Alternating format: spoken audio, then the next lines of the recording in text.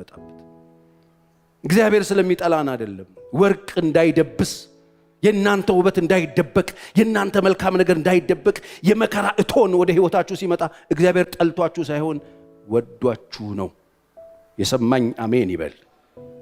ስለሚወዳችሁ ነው። ስለዚህ ትፈተናላችሁ። ፈተና ማለፍ ይሁንልን። አሜን። ተፈትኗል። ጌታሽ ተፈትኗል። ኢየሱስ ተፈትኗል።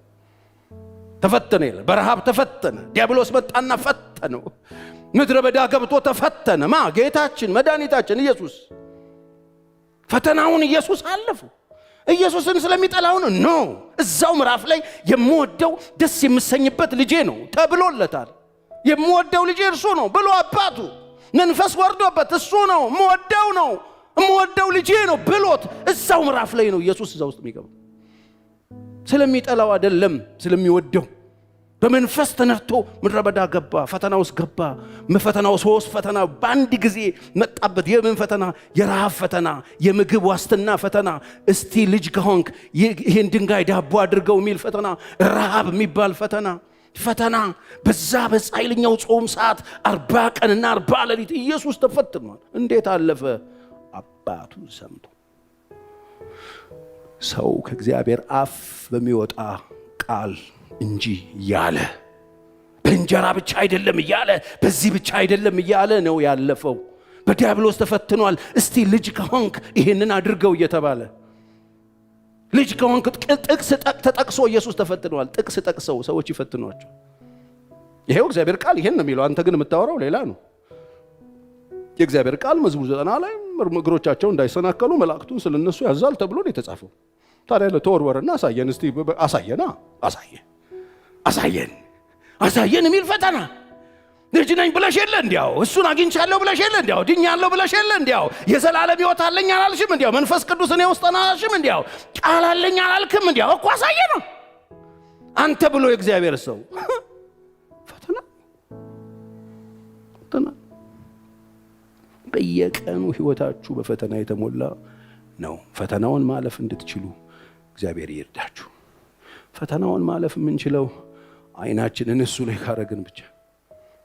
እሱን የምናይ ከሆነ መልሳለሁ። ምን ልበል ጌታ ሆይ ስትለውጣብ ኢየሱስ አባቱን ቃሉን እያለ ይመጣለታል። የእግዚአብሔር ቃል እግዚአብሔር አምላክህን አትፈታተን ተብሎ ተጽፏል እያለ ፈተናውን ጌታ ያለፈው ተፈትኗል። ቅድም እንዳልኳችሁ ኢዮብ ተፈትኗል። ከፈተነኝ በኋላ እንደ ወርቅ እወጣለሁ ይላል። ምንድነው ያውሉ ፈተና? የምን ፈተና? የትዳር ፈተና፣ በሚስት መናቅ፣ በሚስት መሰደብ፣ በሚስት መዋረድ። አይገርማችሁ? እኔ ቀላውጣለሁ። አንተ እዚህ በምግል እዚህ ሌትና ቀን ትጮህብኛለህ፣ አላስተኛ ብለኸኛል። እኔ ከሀገር ዞራለሁ። አንተ ደግሞ እዚህ ያልክ እዚህ ላይ ረፍት ተነሳኛለህ። ለምን ሰድበው አትሞትም? እስከ መቼ ነው እንደዚህ አይነት ኑሮ የምትኖረው? ሙልጭ የፈተናው ጥግ ልጆቹን አጥቶ ቤቱን አጥቶ ንብረቱን አጥቶ ያለውን አጥቶ ተዋርዶ ወድቆ አምጥታ ሙልጭ። ምንድነው የሚደረገው እዚህ ጋር? እንደዚህ ስትፈተን ምንድነው የሚደረገው? ቤት ሲታመስ ምንድነው የሚደረገው? ምን ላድርግ? ኢዮብ አለፈው ፈተናው። ኢትዮጵያዊ ቢሆን ብዬ አስቤ አውቃለሁ። አንድ ጊዜ አንድ ነገር ልንገርሽ ብሎ መቼ መግመጥ አያቅተውም። ጉሮሮዋን ገምጦት አይደል? አንድ ጊዜ ላስቸግርሽ። ድሮ እንደሱ HIV ምናምን ሰው የሚፈጅበት ጊዜ በጣም ታውቃላችሁ። ሰው እርስ በርስ ይነካከስ ነበር፣ እንደ ቫምፓየር ጀምሮ ነበር እኮ። እኛ እኮ ትንሽ ነገር ነካስ ያደረገን ይታያል። ማንነታችን ጉልት ነው። HIV መጣ ጊዜ እርስ በርስ ሰው እየተቦጫጨቀ ፈተና ነው። ሁሉን የማጣት ፈተና፣ በአንድ ጊዜ ደሃ የመሆን ፈተና። በምን አለፈው? እግዚአብሔር ሰጠ፣ እግዚአብሔር ነሳ። የእግዚአብሔር ስም የተባረከ ይሁን ብሎ ከእግዚአብሔር በጣም ብዙ መልካም ነገር ተቀብለናል። ምንድነው ይሄ? መጥተው ሲጨቀጭቁ ዝም በሉኝ ተውኝ አለ። እኔ ይሄ ነፍሴ ሕይወቴን በእጄ አኖራለሁ፣ ስጋዬን በጥርሴ ነክሳለሁ፣ ቢገለኝም እንኳን እርሱን ጠብቀዋለሁ ብሎ ፈተናውን ያለፈው። እርሱን ጠብቀዋለሁ፣ እሱ ጻድቅ ነው። ምክንያቱም የጸለየው የእውነቱን ነው። የጸሎት ሰው ነበር ኢዮብ። እግዚአብሔርን ያውቀዋል። የማይገባ ነገር እንደማያደርግ ያውቃል። ማንንም ይቅርታ የሚጠይቅበት ስራ እንደማይሰራ ኢዮብ ያውቀዋል። እግዚአብሔር ዛሬ የቱ ጋር ናችሁ ያላችሁት? ምን አይነት ፈተና ውስጥ ነው ያላችሁት? ኢዮብ ተፈትኗል፣ ዮሴፍ ተፈትኗል፣ ቃል እስኪመጣለት ድረስ ፈተነው ይላል መጽሐፍ። ብዙ ጊዜ ኢየሱስ ሰው ያንስጨላችኋለሁ። ገና በ17 ዓመቱ ያየው ህልም ፈተና ውስጥ ከተተ። የወንድሞች ጥላቻ፣ የመንገድ ፈተና፣ የጉድጓዱ እንደገና ባላደረገው ነገር ስሙ ጠፍቶ ጃኬቱ ኤግዚቢት ተይዞ በንጉስ ሚስት ተከሶ ምስክሮች ተቆመው መስክረውበት ተጣለ። በዚህ ሁሉ ፈተና ውስጥ በእግር ብረት ደከመ ይላል። ተፈተነ። ወገኖች ፈተና አለ። ፈተናውን ማለፍ ይሆንልን። አሜን። እንደ ብር አይደለም ማለት በመከራ እቶን ፈተኛል። እንደዚህ የተፈተንሽ እህቴ ያለሽ፣ በመከራ እቶን እየተፈተናችሁ ያላችሁ፣ በመከራ እቶን ህይወታችሁ በመከራ እቶን እሳት ላይ እሳት፣ እሳት ላይ እሳት፣ ችግር ላይ ችግር፣ መከራ ላይ መከራ፣ ስቃይ ላይ ስቃይ የተደረበባችሁ ችግር አይገባችሁ ሰዎች አላችሁ። እግዚአብሔር ያወጣችኋል። ከፈተናው ጋር መውጫን ይሰጣል። እዚህ ነው ጌታ ኢየሱስ ክርስቶስ ያ ሁሉ መከራ በደረሰበት ጊዜ ከፊት ለፊቱ ያለውን ደስታ ያሰበ በመስቀል ታገሰ ይላል። ያ መከራ ታገሰ፣ ያሰበ ታገሰ። ያ ሁሉ በፊቱ የበላበት ዘይት ሳይደርቅ ያ ሁሉ የበላ ያ ሁሉ የተፈወሰ ትናንት የዘመረ ጃኬቱን ለብሶ ፊቱ ቆሞ ያንን ችንካር የመታበት ደም በደም የሆነ መዶሻውን ሮማ ወታደር ይዞ አጠገቡ ቆሞ በፊቱ ያ ሁሉ ሰልፈኛ ቆሞ በግፍ ይሰቀል እያለ ቆሞ ያ ሁሉ ችግር እያየ ያ ሁሉ ወጊ ያ ሁሉ ትንኩሽት እያለ ያ ሁሉ በልቶ ነካሽ ከሃዲ እፊቱ ተሰብስቦ እያለ እንዴት ቻለው? ያ የፈወሰው ሰውዬ እዚህ ጋር ቆሞ ሲጮ እንዴት ቻለው? ያን መከራ ያንን ግፍ በህይወቱ የተፈጸመውን ካልከኝ ኢየሱስ በፊቱ ያለውን ደስታ እያሰበ ነው የሚለው። በፊቱ የቆመውን የሮማ ወታደር እያሰበ አይል። እሱን ካሰበ አይመጣው። ክፉ ያደረጉባችሁን ሰዎች ካሰባችሁ ትክክል አይመጣም። የሚጎዷችሁን ሰዎች የምታስቡ ከሆነ ትክክል አይመጣም መልሱ። ክፉ ያደረጉባችሁን ሰዎች ካሰባችሁ መልሱ ልክ አይሆንም። ደስታችሁን አስቡት። ሁሉ ነገር ፍጻሜ ያለው። አሜን። መንፈሳዊ ሰኔ 30 አለ። የጀመርነው ሩጫ ማለቂያ ያለው ጲር ተብሎ ኳስ ሲጀመር የሚያልቅ አይመስልም ማለት በቃ። ምናልባትም አሁን ያለነው እኛ ተጨመረው ሰዓት ላይ ሊሆን ይችላል። 90 ደቂቃ አልቋል። አትጠራጠሩ፣ ምንም አትጠራጠሩ። ይሄው ሀገር መንግስት ከመንግስት ጋር ህዝብ ከህዝብ ጋር እየተበላላ ነው። በቂ የሆነ ምልክቶችን መጽሐፍ መጨረሻ ላይ የሚሆኑትን ክፉ ነገሮች በሙሉ መጽሐፉ የሚነግረን በሱ መነጽር ስታዩት ሁሉም ነገር ተጠናቆ እያየነው ነው። ግፉን እያየነው ነው። ስግብግቦቹን እያየነው ነው። በቁም ሰዎች የሚበሉትን እያየነን ነው። ደም የሚጠጡትን እያየን ነው። እናንተ ማንን 666 ምናምን የሆነ አውሬ እየጠበቃችሁ ከሆነ ተሳስታችኋል። እኔ 666 የሚባለውን አውሬ እያየሁት ነው። ሕፃን ሲበላ አየዋለሁ። አውሬ ሆኖ ህዝብ ሲበላ አየዋለሁ። ሀገር ሲበላ አየዋለሁ። አውሬው ከዚህ በላይ ምን ቢመጣ ምን ያደርገናል? ምን ይበላል ከዚህ በኋላ ቢመጣ? እያየነው እንደ ጫት እንደዚህ ሀገር እየቀነጠፉ እየበሉ ነው ያሉት። ሌላ አውሬ ጅራታም እሳት የሚተፋ ዳይኖሰር እየፈለጋችሁ ከሆነ ተሸውዳችኋል። እየሰራ ነው ያለው። ከዚህ በላይ ምን ያደርጋል ቢመጣ? ከዚህ በላይ ምን ያደርጋል? ከዚህ በላይ ምንድን ነው የሚያደርገን? ንገሩኝ። ትነቃላችሁ? ንቁ።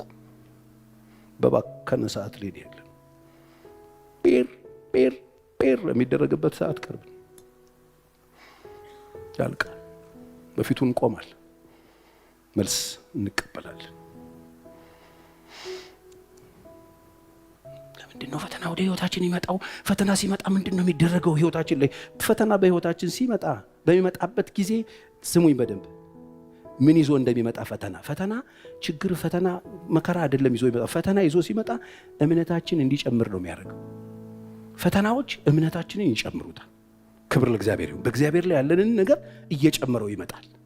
ፈተና እምነታችንን ይጨምራል። ፈተና ስነ ምግባራችንን፣ ፈተና ንግግራችንን፣ ፈተና ኑሯችንን፣ ፈተና ማንነታችንን ይለውጠዋል። አስተሳሰባችን ይለወጣል። ንፉግ የነበሩ ሰዎች ይስተካከላሉ። ስስታምና ችጋራም የነበሩ ሰዎች ይስተካከላሉ። ንግግራቸው የተበላሸ ሰዎች ይስተካከላሉ። ልክ እየሆንን እንመጣለን። ስነ ምግባራችን የተሰራ ይሆናል። ሌሎችን ሰዎች የሚስብ ይሆናል። ሌሎች ሰዎች የሚታይ፣ ሌሎች ሰዎችን የሚማርክ ይሆናል። እመኑኝ። ልክ ፈተና ውስጥ ገብተን ስናልፍ ዕውቀታችን ይቀየራል። አመለካከታችን ይቀየራል። እግዚአብሔር ቆሻሻውን ያጸዳልናል፣ ከሕይወታችን ያርቀዋል። እንዳናይ የከለከለን፣ ከጌታ ጋር እንዳንቆም የከለከለን፣ ስሙን እንዳንጠራ የከለከለን፣ አብረነው እንዳንጸና የከለከለንን ነገር ከላያችን ላይ ጠርጎ ይጥለውና ትክክለኛ ዕውቀት እንይዛለን። ዕውቀታችን ይቀየራል። ፈተና ዕውቀታችንን ነው የሚቀይረው። ስለ ገንዘብ ያለን ዕውቀት፣ ስለ ጤና ያለን ዕውቀት፣ ስለ ማህበረሰብ ያለን ዕውቀት፣ ስለ ሀገር ያለን ዕውቀት፣ ስለ ቤተሰብ ያለን ዕውቀት አስተካክለው ትክክል እንድንሆን ያስተውሉ ዘንድ አይምሮአቸውን ከፈተላቸው እንደሚል እናስተውል ዘንድ አይምሮአችንን ይከፍተዋል። ለጥቂት ጊዜ በልዩ ልዩ ፈተናና ችግር ውስጥ ልታልፉ ትችላላችሁ። እግዚአብሔር ከፈተናው ጋር አብሮ መውጫ ይሰጣችኋል። ወገኖች መከራ ሲደርስባችሁ፣ ፈተና ሲደርስባችሁ እንደ ሙሉ ደስታ ቁጠሩት። ስለዚህ ፈተናዎችን ስናልፍ እግዚአብሔር ምን ያደርጋለችን አባጭሩ ልንገራችሁና ጨርሳለሁ። ይኸውላችሁ ፈተናዎችን ስታልፉ ግራጁዌት ካደረጋችሁ፣ ማጣትን ግራጁዌት ካረጋችሁ፣ ልዩ ልዩ ሰልፎችን ግራጁዌት ካረጋችሁ፣ የሚጠሏችሁ ሰዎች በዙሪያችሁ ከበው እናንተ ሳትጠሏቸው በጎ አድርጋችሁ ካለፋችሁ፣ ማጣት ገጥሟችሁ ማጣትን በጽድቅ በእግዚአብሔር ፊት ጸንታችሁ ካለፋችሁ፣ ልዩ ልዩ አይነት የቤተሰብ የመከራ ሲገጥማችሁ፣ ቤታችሁ ሲታወክና እሱ ማለፍ ስትችሉ፣ አስቸጋሪ ልጆች ተወልደውባችሁ እነሱን አንድ ላድርጋችሁ ማለፍ ስትችሉ፣ በአገልግሎታችሁ፣ በህይወታችሁ፣ በኑሯችሁ፣ በፋይናንሳችሁ፣ በጤናችሁ የገጠማችሁን ፈተና ከጌታ ጋር ጸንታችሁ ካለፋችሁ እመኑኝ በእግዚአብሔር መንግስት ውስጥ እንቁ አገልጋይ ትሆናላችሁ። ይሄ ብቻ አይደለም፣ ባህሪያችሁ ማውራት ሳትጀምሩ የእናንተ ባህሪ ለብዙ ሰዎች ምሳሌ ይሆናል። እንደ መስታወት እንደ ሲምቦል የምትጠቀሱ ሰዎች ትሆናላችሁ። የሰማኝ አሜን ይበለኝ። እግዚአብሔር አምላክ ለክብሩ ይጠቀምባችኋል። ተሸላሚ አገልጋዮች ትሆናላችሁ። የሰማኝ አሜን ይበል። እውነቴን ነው የምነግራችሁ። እግዚአብሔር የሚሸልማቸው አገልጋዮች ትሆናላችሁ። በቀኑ መጨረሻ በዕጣ ክፍላችሁ ስትቆሙ አንተ በጎ ታማኝ ባሪያ የምትባሉ ትሆናላችሁ። እስቲ በደንብ አሜን። እግዚአብሔር ያያል። እውነት ውሸት? እግዚአብሔር ያያል። እግዚአብሔር ይፈርዳል። እግዚአብሔር በዙፋኑ ላይ ነው። የመጨረሻ አንድ ጥቅስ ላሳያችሁ። በጣም የተገረምኩበትን አሁን ስወጣ ይዤ የወጣሁትን ጥቅስ ላንብብላችሁና ጨርሳለሁ። መዝሙር 11 አውጡና 4 እና 5 ቁጥርን ላንብብላችሁ። እንደዚህ ይላል። በጣም የሚገርም ቃል ነው። እግዚአብሔር በተቀደሰው መቅደሱ ነው። እስቲ አንድ ላይ እንበለው፣ ጮክ በሉና፣ እግዚአብሔር በተቀደሰ መቅደሱ ነው። እግዚአብሔር ዙፋኑ በሰማይ ነው። አይኖቹ ወደ ድሃ ይመለከታሉ። ይኸውላችሁ ከዛ እንደዚህ ይላል፣ ቅንድቦቹ የሰው ልጆችን ይመረምራሉ ይላል። እግዚአብሔር ይመረምራል፣ ምርመራ ያደርጋል። እግዚአብሔር ዙፋኑ ሰማይ ነው። እግዚአብሔር በዙፋኑ በሰማይ ነው። አይኖቹ ወደ ድሃ ይመለከታሉ። እኔን አያየኝ የምትሉ ሰዎች አላችሁ። የኔን ፈተና ያየዋል። አሁን የማልፍበትን ያየዋል። እኔ እኮ ጾታዊ ፈተና ነው ያለብኝ፣ ችግር ነው ያለብኝ፣ ያየዋል። እኔ እኮ ያለቃ ፈተና ነው ያየዋል። እንደ ዮሴፍ አዎ ያየዋል። እኔ እኮ የረሃብ ፈተና ነው እኮ ያየዋል። የምድረ በዳ ፈተና ያየዋል። እኔ እኮ ድህነት እኮ ድሃንማ ያየዋል። ቅንድቦቹ ደግሞ የሰው ልጆችን ይመረምራሉ። እግዚአብሔር ጻድቃንና ኃጢያንን ይመረምራል። ይኸው ለጻድቃንና ኃጢያንን ምርመራ ማድረግ ምን ውስጥ እንዳለ ማወቅ የሚችል መመርመር የሚችል አምላክ ነው። አመፅን የወደዳት ግን ነፍሱን ምን ብሎታል? ጠልቷል ይላል። እግዚአብሔር አምላክ ማስተዋል ይስጠን። አመፅን የወደደ ሰው ነፍሱን የጠላ ሰው ነው ይላል። ወገኖቼ እግዚአብሔር መታዘዝ ይሁንልን። ከፈተናው ጋር አብሮ መውጫ የሚሰጥ አምላክ ነው። ሮሜ 8:28 የነገረን እግዚአብሔርን ለሚወዱ እንደ ሐሳቡ ለተጠሩ ነገር ሁሉ ለበጎ እንዲደረግ እናውቃለን። ስለዚህ እግዚአብሔር በሕይወታችሁ ውስጥ የምታልፉበትን ነገር በሙሉ ለበጎ ይቀይረዋል። የዛሬ የፈተና ውጥረት፣ የዛሬ የትምህርት ክብደት፣ የዛሬ ጥናት፣ የዛሬ ወደ ላይ ወደ ታች ማለት መውጣት መግባት፣ የዛሬ ረጅም ሰዓት መጽሐፍ ላይ መደፋትና ማደር፣ የዛሬ ብዙ ማንበብ፣ የዛሬ መውጣት መውረድ፣ እመኑኝ ነገ ግራጁዌሽን የሚባል ነገር ይዞ ይመጣል። ነገ ምርቃት ይዞ ይመጣል። ክብር ለእግዚአብሔር ይሁን። ዛሬ በሕይወታችሁ የምታልፉበት የትኛውም የሕይወታችሁ ውጣ ውረድ ያልፋል። ስታልፉ ግን በሽልማት ማለፍ ይሁንላችሁ። እግዚአብሔር የማያውቀው ኑሮ ውስጥ አይደላችሁም። እግዚአብሔር የማያውቀው ሞት የለባችሁም። ያላችሁበትን ሁሉ ሁኔታ ያየዋል፣ ይመረምረዋል፣ ያስተውለዋል። ለእያንዳንዱ ነገር እግዚአብሔር መልስ መስጠት ይችላል። ክብር ለእግዚአብሔር ይሁን። ፈተናን በድል ማለፍ ይሁንልን። እንጸልያለን በእግዚአብሔር ፊት። መንፈስ ቅዱስ እናመሰግንሃለን። ክብር ሁሉ ለአንተ ይሁን። ክብር ሁሉ ለአንተ ይሁን። በፈተና ጊዜ እግዚአብሔር ፊቱን እንድንፈልግ ያደርገናል። በእያንዳንዱ በሕይወታችን ውስጥ ያሉ ፍርሃቶች ሲገጥሙን ፊቱን እንድንፈልግ፣ እሱን እንድንሻ፣ በእርሱ እንድንደገፍ፣ አዲስ እርምጃ እንድንጀምር፣ አዲስ አቋም እንድንይዝ፣ ከእርሱ ኃይልም አቅርቦትም እንድንጠይቅ፣ ፊቱን እንድንፈልግና እንድንሻ ማድረግ የሚችል አምላክ ነው። አይዞህ። እያንዳንዱ ፍርሃታችን እግዚአብሔርን እንድንፈልግና በእምነት እንድንቆም ያደርገናል። እያንዳንዱ ሐዘናችን የእግዚአብሔርን መጽናናት እንድንሻ ያደርገናል። እያንዳንዱ የለቅሶ ማታችን የዝማሬ ቀኖቻችንን ይዞልን ይመጣል። እያንዳንዱ ማጣት የነገን ክብርና ማግኘት ይዞልን ይመጣል። አትፍሩ። ኢየሱስ በሁሉ ተፈትኗል። ፈተናን የምናልፍበት ጸጋ ይዞ በዚህ አለ። ይሄ ጸጋ በሕይወታችሁ ይሰራል። በእያንዳንዳችሁ ሕይወት ላይ ከዚህ ቀን ጀምሮ የእግዚአብሔር ጣት ታምራትን ታደርጋለች። ያላችሁበት የትኛውም ክፍል ይሆን መጽናናቱን ይልክላችኋል። በምድረ በዳ ያላችሁ መልአኩን ልኮ እንዳበረታው የሚያጽናና መልአክን ይላክላችሁ። በማጣት ያላችሁ የሚሰጠውን እጅ ይላክላችሁ። በሕመም ያላችሁ የሚፈውሰውን ጣት ይላክላችሁ። በግራ መጋባት ያላችሁ ከግራ መጋባት የሚያወጣው ድምፅ ይምጣላችሁ።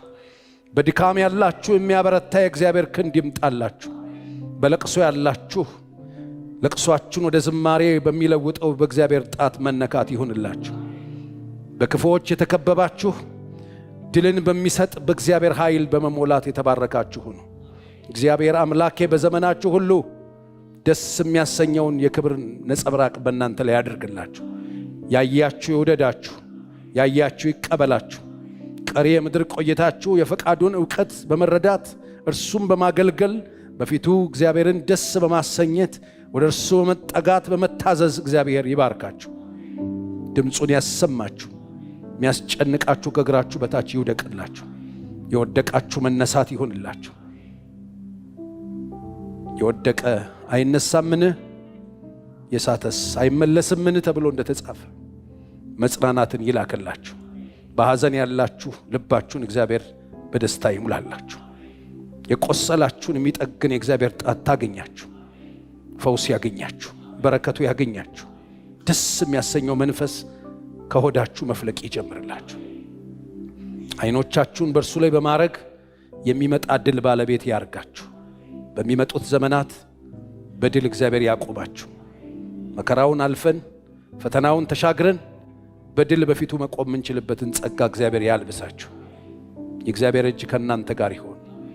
እናንተ አገልጋዮች፣ በዚህ መድረክ የቆማችሁ ቅዱሳን ወንድሞቼና እህቶቼ፣ እግዚአብሔር ዘመናችሁን በቤቱ ይጨርስላችሁ። በጎዶሏችሁ ሁሉ ይሙላባችሁ። እግዚአብሔር ልባችሁን ይደግፍላችሁ፣ ደስ ያሰኛችሁ። ያልጠበቃችሁት ሲሳይ ያገኛችሁ። የእግዚአብሔር ጣት ታገኛችሁ። ይህችስ የእግዚአብሔር ጣት ናት የምትባል ነገር በቤታችሁ፣ በኑሯችሁ፣ በመንገዳችሁ ይሁንላችሁ። እግዚአብሔርን አገልግላችሁታልና በፊቱም ቆማችኋል፣ አጥናችሁለታልና እግዚአብሔር የታመነ ቤት ይስራላችሁ። እናንተ ቅዱሳን እግዚአብሔርን ለማምለክ የመጣችሁ ሁሉ እግዚአብሔር ፊቱን ያብራላችሁ፣ ፈገግ ይበልላችሁ፣ ደስ ይበላችሁ። በመንገዳችሁ ሁሉ እርሱ ከእናንተ ጋር ይሁንላችሁ። ጅምራችሁ ፍጻሜ ያገኘላችሁ። በቆማችሁበት፣ በወጣችሁበት፣ በገባችሁበት ሁሉ የእግዚአብሔር ክብር ከእናንተ ጋር ይሁንላችሁ። መከፋት ከእናንተ ይራቅላችሁ። ባዶነት ከእናንተ ይራቅላችሁ። ተስፋ መቁረጥ ከእናንተ ይራቅላችሁ። ጤናችሁ ሙሉ ይሁን። ቀሪ የምድር ቆይታችሁ በስሙ ይወረስ። እግዚአብሔር ከዛሬ እስከ ዘላለም መውጣት መግባታችሁ ይጠብቅላችሁ። አንድ ቀን በክብር በመንግስቱ እንገናኝ። ደህና ዋሉ።